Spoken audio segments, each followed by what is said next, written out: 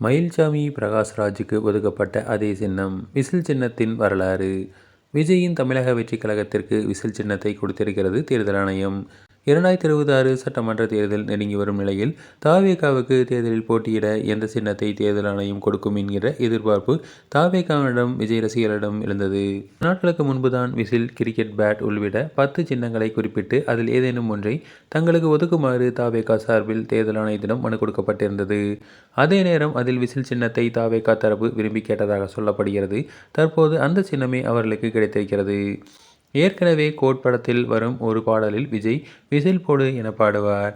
எனவே இனிமேல் விஜய் ரசிகர்கள் தவேகாவினரும் விசில் போட துவங்கி விடுவார்கள். விஜயின் மூலம் விசில் சின்னமும் தமிழகத்தில் பிரபலமாகும் என கணிக்கப்படுகிறது. அதே நேரம் விசில் சின்னம் என்பது முதலாக கொடுக்கப்படும் ஒரு சின்னம் இல்லை.